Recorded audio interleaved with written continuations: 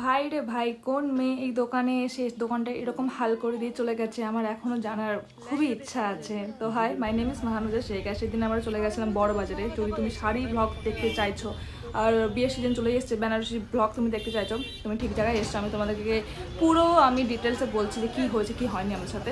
গলি থেকে যখন হাঁটবে অনেক লোক তোমাকে ধরে টানাটানি করবে দোকানে যাওয়ার জন্য। আই থিঙ্ক তারা broker. It's up to you, তুমি তাদের সাথে যেতে চাও আর না যেতে চাও। তো আমরা চলে গেছিলাম সেরকম একটা দোকানে।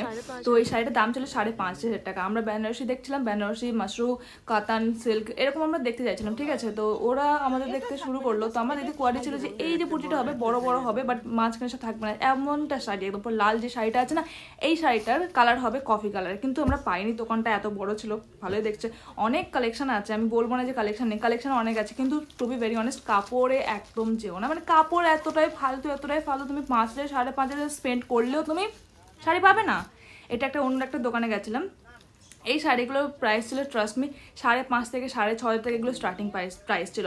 মানে 5,500 টাকা তো টাকা রে বাবা, মানে একদমই ভালো না। আমি অনেক বুটিক ঘুরেছি, আমি অনেক অন্য অন্য দোকানে ঘুরেছি, কিন্তু আমি দেখেছি যে সেই দোকানগুলো তো মোটামুটি ভালো ছিল, অত কমে 5,000 5,500 ভালো পেয়েছি। এই যে 7,500 শাড়িটা দেখেছি, মার কাছে এত বাড়ি শাড়ি তুমি জীবনে কোনো এক্সপেক্ট করবে না। এই শাড়িটা ছিল 7,500 উপরে। এটাও ভালো না, আমার ভালো লাগেনি। মানে কাপড় একদমই ভালো না। ওরা চাইছে তুমি 10, 15, 20-তে স্পেন্ড করো, তারপরে তোমাকে একটা ভালো শাড়ি দেবে। মানে সিরিয়াসলি একটা মিডল ক্লাস মানুষের জন্য এত টাকা স্পেন্ড করা একটা দিনের জন্য পসিবল হয় না।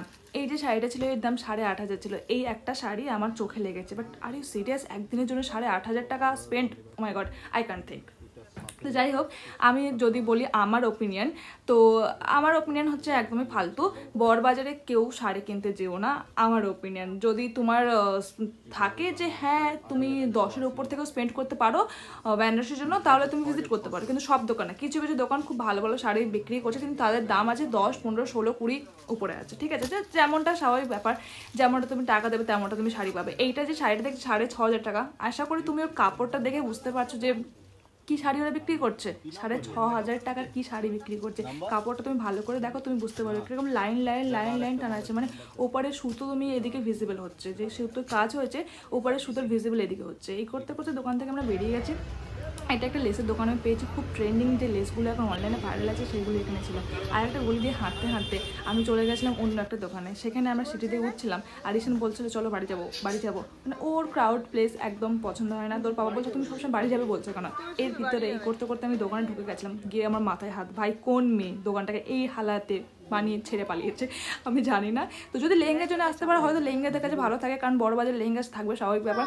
এই যে দোকানটা আমি নাম মেনশন করছি না, এটা ইউটিউবে লাইভে এসে এত সুন্দর সুন্দর প্রোডাক্ট দেখায়, বাট যখন আমি গেছি ওদের দোকানে একটাও কালেকশন ছিল না, আমি জানি না কেন। তারপরে আমরা বাড়ি বেরিয়ে এসেছিলাম, এসে এই হারগুলো আমার খুব পছন্দ হয়েছিল, তাই আমি রেকর্ড করেছিলাম। Thank you for watching.